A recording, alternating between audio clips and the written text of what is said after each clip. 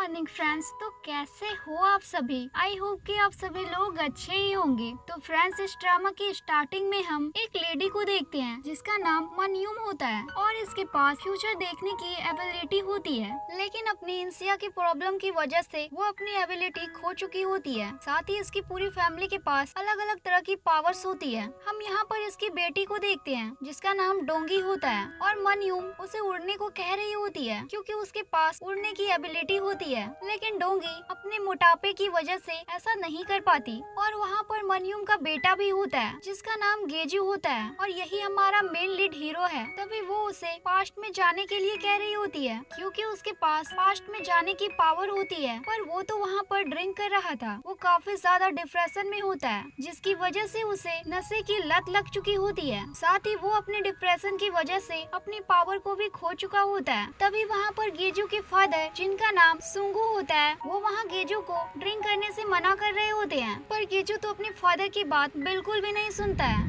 साथ ही वहाँ पर गेजू की बेटी भी होती है जिसका नाम आईना होता है। तभी गेजू के फादर आईना को उसकी पावर को यूज करने को कह रहे होते हैं, लेकिन वो तो सिर्फ फोन में लगी हुई होती है, वो तो वहाँ कुछ भी नहीं करती। तभी डोंगी अपनी मॉम को पावर यूज करने को कहती है, लेकिन वो कहती है तुम्हें तो पता है ना, मैंने अपनी पावर को खो दिया है और मुझे ऐसा लग रहा है कि हमारी फैमिली बर्बाद हो रही है। हमें जो कुछ भी खोया है हमें वो वापस लेना होगा, और अगर हम ऐसा नहीं कर पाए फिर तो हम सभी को समुद्र में डूब जाना चाहिए। तभी वो मरने के लिए भागने लगती है और नीचे समुद्र की तरफ देखती है तो वहाँ पर काफी सारे बच्चे खेल रहे होते हैं, इसलिए वो वहाँ रुक जाती है और नीचे नहीं कूदती। जिसके बाद वो वहाँ कहती है कि मुझे अपना अंधेरा फ्यूचर दिखाई दे रहा है, लेकिन फिर भी हमें गिव अप नहीं करना चाहिए। तभी वो वहाँ पर देखते हैं कि उनके पास गेजू नहीं होता है। तभी उन्हें लगता है कि वो शायद पास्ट में चला गया है, लेकिन ऐसा नहीं होता। गेजू तो नीचे पानी में गिर चुका होता है और वो डूब रहा होता है और एक पास्ट के सीन को याद करता है जहाँ वो उसी बीच पर एक लड़की के साथ होता है और वो डूब रहा होता है। और तभी एक लड़की जिसका नाम ढई होता है वो गेजू के पास आती है और यही हमारे ड्रामा की फीमेल लीड होती है। तभी वो गेजू को बचाकर बाहर ले आती है और उसे सीपीआर देती है, जिसकी वजह से वो वहाँ होश में आता है। तभी गेजू को उस लड़की में वही लड़की दिखाई देती है जो कि अभी उसके पास्ट में थी। तभी वो उसे सियोन कहकर बुलाता है और उसे अपने गले से लगा लेता है। तभी अब वहाँ पर गेजू बेहोश हो जाता है। तभी उसके फैमिली वाले उसे हॉस्पिटल लेकर जाते हैं। तभी वहाँ उसकी मॉम कहती है वो वहाँ मरने की कोशिश क्यों कर रहा था, जिस पर गेजू कहता है ऐसा कुछ भी नहीं है, वो बस एक एक्सीडेंट था। तभी उसकी मॉम वहाँ कहती है कि जिस लड़की ने तुम्हें बचाया था मुझे उसका नंबर ले लेना चाहिए था। फिर हम स्पा में कुछ लड़कियों को देखते हैं जो कि काम कर रही होती है और बात कर रही होती है कि यहाँ पर एक लेडी स्पा कराने के लिए आने वाली है, लेकिन हम उसकी स्पा नहीं करेंगे। हमने सुना है कि वो बिल्कुल भी सो नहीं पाती है। तभी उसकी बॉस उससे कहती है क्या तुम सच में नहीं करोगी? तभी वहाँ पर डाई आ जाती है क्योंकि डाई भी उसी स्पा में काम करती है और वो कहती है कि मैं उनके स्पा करने के लिए रेडी हूँ। और वो उस लेडी की स्पा करने के लिए जाती है और वो लेडी और कोई नहीं मनयूम ही होती है। वो उसकी काफी अच्छी तरह से मालिश करती है, साथ ही उसे पीने के लिए एक टी भी देती है, जिसकी वजह से वो वहाँ सो भी जाती है। और स्पा कराने के बाद वो वहाँ मनयूम के बॉस को पैसे दे रही होती है। तभी वो वहाँ उनसे कहती है कि जिस लड़की ने मेरी स्पा की थी उसका नाम क्या था। तभी वहाँ पर डाई आ जाती है और मनयूम को कहती है कि मेरा नाम ढाई है। तो मनयूम कहती है तुम तो वही लड़की हो ना जिसने कि उस दिन मेरे बेटे की जान बचाई थी। तभी वो वहाँ ढाई को पैसे भी देने लगती है। तो ढाई कहती है कि मुझे पैसे नहीं चाहिए, आप बस मुझसे मालिश करवा लिया करें। तभी मनयूम कहती है कि ठीक है, तुम मेरी मालिश करने के लिए मेरे घर आना। इसके लिए ढाई मान भी जाती है। फिर हम ढाई को देखते हैं जो कि उनकी मालिश करने के लिए उनके घर पर जाती है और वहाँ पर काफी एक्सपेंसिव चीजों को देखती है, जिसे देखकर वो काफी हैरान होती है। तभी वहाँ पर मनयूम आ जाती है जो कि उसे अंदर लेकर आती है। वहीं घर पर हम गेजू को देखते हैं जो कि अपने रूम में होता है और उसका रूम पूरी तरह से बिखरा हुआ होता है। चारों तरफ बस ड्रिंक की ही बोतल होती है। वो बाहर जाने आने लगता है, पर उसकी मॉम ने उसके रूम के बाहर एक नोट लिख दिया होता है कि रूम से बाहर मत आना क्योंकि यहाँ पर कोई गेस्ट आने वाला है। लेकिन गेजू उसके ऊपर ध्यान नहीं देता और वो रूम से बाहर चला जाता है। और वही ढाई मनियम से कहती है कि आपको टी चाहिए, तो मनियम कहती है हाँ। तो ढाई टी बनाने के लिए किचन में जाती है और वहाँ पर पहले से गेजू होता है जो ड्रिंक की बोतल ओपन कर रहा होता है। तभी वहाँ पर ढाई आती है और कहती है कि आप ये क्या कर रहे हो, क्या आपको मेरी हेल्प चाहिए। गेजू बिना कुछ कहे वहाँ से जाने लगता है। तो ढाई उससे कहती है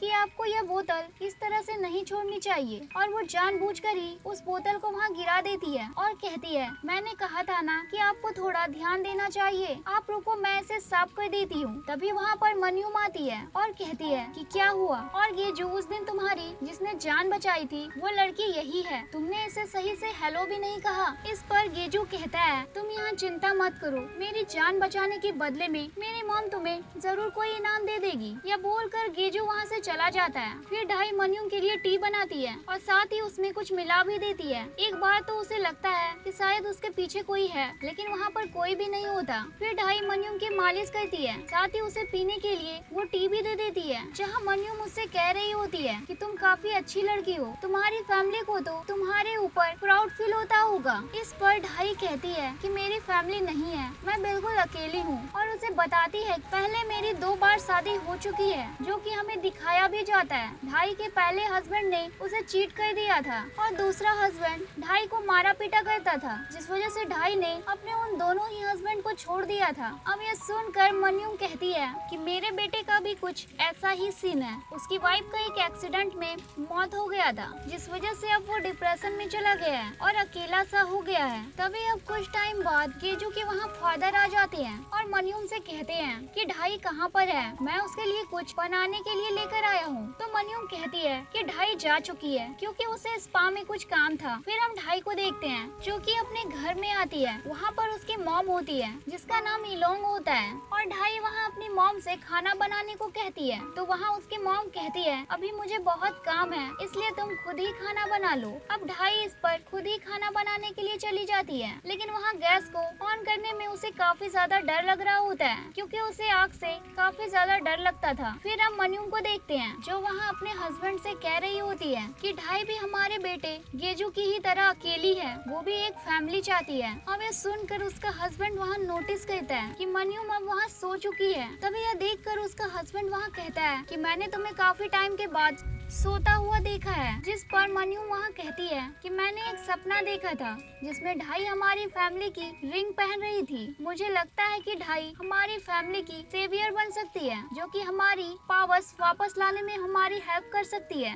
इसलिए मुझे लगता है कि हमें उसे इनवाइट करना चाहिए। फिर हम एक लड़की को देखते हैं जो कि गेजू के जिम में आती है और गेजू को डॉक्यूमेंट देती है। तो गेजू उससे कहता है कि हाँ तुम कल से यहाँ पर आ सकती हो। पर तभी वहाँ पर डोंगी आ जाती है और उस लड़की से कहती है कि मैं तुम्हारे डॉक्यूमेंट चेक करना चाहती हूँ। तो वो कहती है आखिर तुम कौन हो। डोंगी कहती है मैं इस बिल्डिंग की ओनर हूँ, या फिर तुम यह भी कह सकती हो कि मैं इस बिल्डिंग की नई ओनर बनने वाली हूँ। तभी वो लड़की डोंगी को उसके डॉक्यूमेंट्स चेक करवाती है। तभी वो लड़की डोंगी को कहती है कि तुम्हें देखकर ऐसा लग रहा है जैसे मैंने तुम्हें कहीं देखा है। अरे हाँ, शायद तुम्हारा कोई यूट्यूब चैनल है। तभी वो डोंगी का मजाक बनाने लगती है और फिर वहाँ से चली जाती है। तभी डोंगी के पास गेजू आता है, जिस पर डोंगी गेजू से कहती है कि तुम देखना जल्दी ये बिल्डिंग मेरी हो जाएगी और ये जो मैं चिप्स खा रही हूँ ये मेरी लास्ट पैकेट है। इसके बाद मैं डाइटिंग करूँगी और फिर जल्दी ही शादी कर लूंगी और उसके बाद ये बिल्डिंग मेरी हो जाएगी। और ऐसा वो उसको इसलिए कह रही होती है क्योंकि शादी होने के बाद डोंगी के पास जो बच्चे होंगे उनके पास भी पावर्स होंगी और इसके बदले डोंगी को इनाम दिया जाएगा। तभी अब डोंगी एक जगह पर खाना खाने के लिए आती है, लेकिन उसका कार्ड काम नहीं कर रहा होता है, तो उसे वो पैसे वहाँ पर देने पड़ते हैं जो गेजू ने उसे दिए थे। तभी उसके पास उसकी मॉम का कॉल आता है और वो कहती है कि यहाँ पर एक गेस्ट आने वाला है। फिर हम गेजू के मॉम डैड को देखते हैं जो कि किसी चीज की तैयारी कर रहे होते हैं। तभी वहाँ पर गेजू आता है और कहता है आप सभी ये क्या कर रहे हो। तो वो कहते हैं कि आज आयना का बर्थडे है तो उसके लिए हम यहाँ तैयारी कर रहे हैं। तभी वहाँ पर डोंगी आ जाती है और अपनी मॉम से सेवियर के बारे में बात करने लगती है। तभी उसे वो चुप करा देते हैं, जहाँ पर अब ढाई आती है और वो सभी ढाई को हेलो कहते हैं। तभी डोंगी ढाई से कहती है कि मेरे छोटे भाई को बचाने के लिए तुम्हारा थैंक यू, वैसे क्या तुम मुझसे शादी करने वाली हो? अब यह सुन सभी उसे वहाँ चुप करा देते हैं। फिर वो सभी साथ में बैठकर खाना खाते हैं। ढाई मनियुम से वहाँ कहती है, क्या आप सभी ने मुझे यहाँ पर इसलिए बुलाया है ताकि आप सभी मेरी सेटिंग गेजू से करवा सके? पर इस पर गेजू वहाँ कहता है कि ऐसा करने से पहले तुम्हें मेरे बारे में सब कुछ पता होना चाहिए। मेरी पहले ही शादी हो चुकी है, मेरे पास एक बेटी है और मेरी बेटी तुम्हारे क्लोज नहीं आ सकती है और न ही तुम मुझे डिसिप्लिन सिखा सकती हो और फालतू में तुम्हारे ऊपर एक स्टेप मॉम का टैग लग जाएगा। तभी वहाँ गेजू के डैड चिल्लाते हुए आयना को नीचे आने को कह रहे होते हैं, लेकिन आयना नीचे नहीं आती और वहीं मनयून गेजू को लेकर साइड में बात करने को चली जाती है और वहाँ पर सिर्फ ढाई और डोंगी ही रह जाते हैं। तभी ढाई डोंगी को कहती है, क्या आपको खाना नहीं खाना? डोंगी कहती है कि मैं डाइटिंग पर हूँ, काश मैं पहले की तरह उड़ पाती। अब यह सुनकर ढाई कहती है, मतलब कि आप पहले हवा में उड़ सकती थी?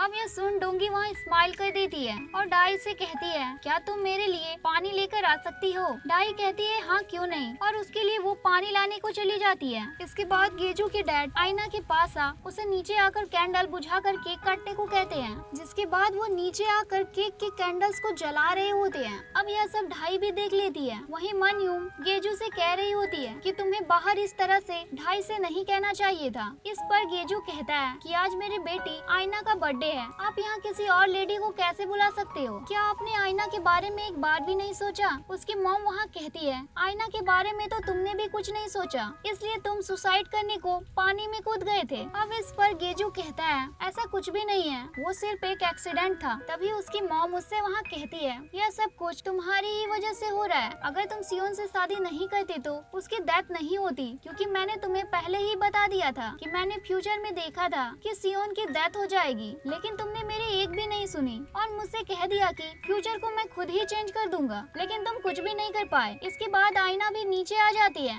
और कैंडल्स बुझाकर फिर से अपने रूम में चली जाती है, जिस पर गेजू आईना को यहाँ से जाते हुए देख रहा होता है। तभी बाहर बारिश हो रही होती है, जहाँ डोंगी अपने डैड को अपना खाना ढकने को कह रही होती है कि बारिश में यह सब कुछ खराब हो जाएगा। तभी मनयून भी बाहर आती है, लेकिन तभी उसे अचानक से कुछ हो जाता है, वो बेहोश हो जाती है और सभी मनयून को संभालने लग जाते हैं। वहाँ पर ढाई भी आती है और कहती है कि इन्हें क्या हुआ? तो गेजू के डैड वहाँ कहते हैं कि ये अच्छी तरह से सो नहीं पा रही है, तो शायद इसी वजह से वो यहाँ बेहोश हो गई है, हम इसे लेकर हॉस्पिटल जा रहे हैं। ढाई अंदर गैस ऑन है, तुम उसे बंद कर देना। ढाई कहती है ठीक है। फिर ढाई अंदर गैस बंद करने को जाती है, लेकिन आग को देखकर वो काफी ज्यादा घबरा जाती है और वो वहाँ गैस बंद नहीं कर पाती। तभी वहाँ पर आईना आकर गैस बंद कर देती है, इसलिए वो उसे थैंक यू कहती है। आईना कहती है, अब तुम इसमें क्या मिलाने वाली थी? और हमें दिखाया जाता है कि जब ढाई चाय में कुछ मिला रही थी तो आईना ने उसे देख लिया था। तो ढाई उससे कहती है, जैसा तुम सोच रही हो ऐसा कुछ भी नहीं है, उस चाय को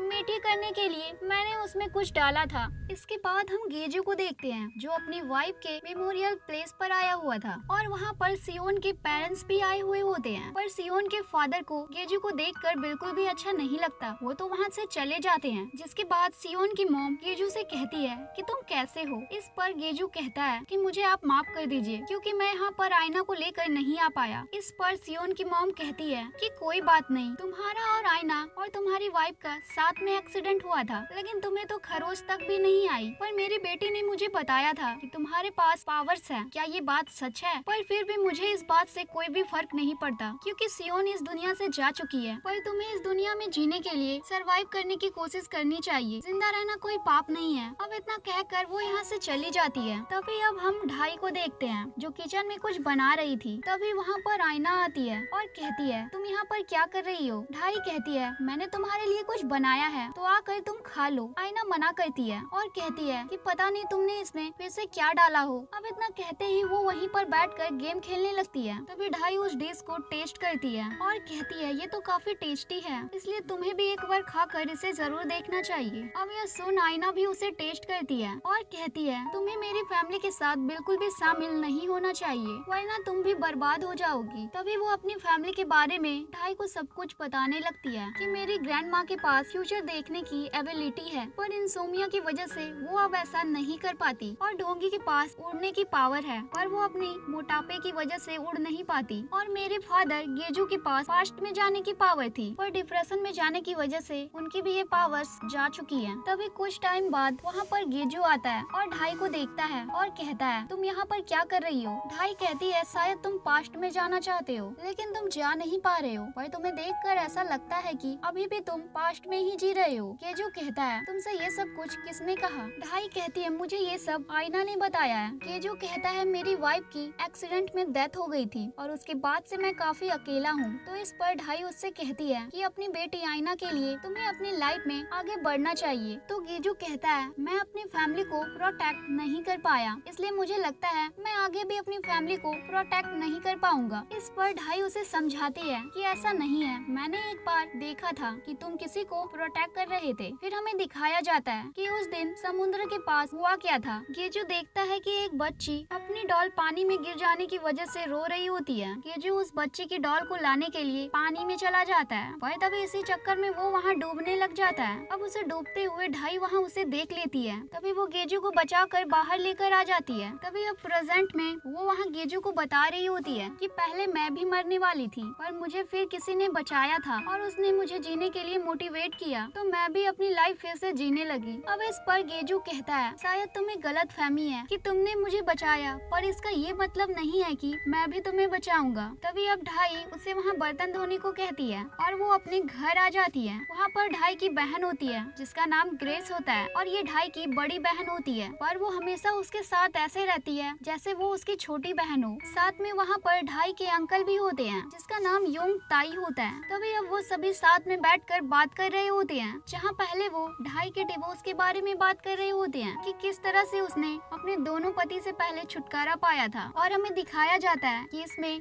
ग्रेस ने भी उसकी काफी मदद करी थी, क्योंकि ढाई का हस्बैंड जिस लड़की के साथ होता है वो और कोई नहीं ग्रेस होती है। जहाँ ये सब ग्रेस और ढाई ने मिलकर जानबूझकर किया था ताकि उसके पास कुछ एविडेंस हो उससे छुटकारा पाने का। वहीं दूसरे हस्बैंड ने जब ढाई के ऊपर बोतल फेंक कर मारी थी तो ढाई उस बोतल से बच गई थी, पर वो जानबूझकर उस बोतल को अपने सर पर मार लेती है और इन सब चीजों की वजह से ढाई कोर्ट में केस जीत जाती है। साथ ही उसे अपने दोनों पति से छुटकारा मिल जाता है। तभी अब प्रेजेंट में ढाई अपने फैमिली को गेजू के फैमिली के बारे में बता रही होती है कि उनके पास सुपर पावर्स हैं, पर मुझे पहले लगता था उनके पास जिम की वजह से ही सिर्फ पैसा आता है, पर मनियम तो फ्यूचर देख पाती है जिस वजह से वो पहले ही स्टॉक्स के बारे में पता कर लेती है और इसलिए वो सभी अमीर हैं। अब इस पर ग्रेस कहती है, क्या हमें उनकी रिपोर्ट करनी चाहिए? अब ये सुनकर सभी लोग वहाँ हंसने लगते हैं। तभी ढाई वहाँ कहती है कि मुझे पहले आईना को मनाना पड़ेगा कि वो मेरे साइड हो जाए और मैं यहाँ गेजू से शादी कर लूँ। तभी अब हम गेजू को देखते हैं जो आईना के लिए कुछ गिफ्ट लाया था। तभी वो उस डॉल को आईना को दे देता है और बर्थडे विश करता है। तभी आईना उसका डॉल ले लेती है और गेजू वहाँ से चला जाता है। तभी अब हम देखते हैं कि आईना के पास पहले से ही काफी सारी डॉल्स होती हैं, जहाँ अब हमें पास्ट का सीन दिखाया जाता है, जहाँ पर आईना छोटी होती है, गाड़ी में अपने डैड गेजू और अपनी मॉम सियोन के साथ होती है। तभी आईना गेजू से कहती है कि डैड आप तो अभी किसी को बचाने जाने वाले हो, लेकिन फिर मुझे यहाँ पर कौन बचाएगा? तभी गेजू उसे एक डॉल देता है और कहता है कि ये डॉल है ना, ये तुम्हें बचाएगी। अब इतना कहते ही गेजू वहाँ से गायब हो जाता है, यानी कि वो पास्ट में चला जाता है। तभी सियोन आईना को लेकर यहाँ से जाने लगती है, पर तभी अचानक से ही उनकी गाड़ी का वहाँ एक्सीडेंट हो जाता है और कुछ टाइम बाद गाड़ी में गेजू फिर से वापस आता है, पर वो देखता है उसकी वाइफ तो वहाँ मर चुकी है। और इसी के साथ हमारा ये एपिसोड एंड होता है। फ्रेंड्स, अगर वीडियो अच्छी लगी हो तो प्लीज वीडियो को लाइक और चैनल को सब्सक्राइब करें। Bye bye.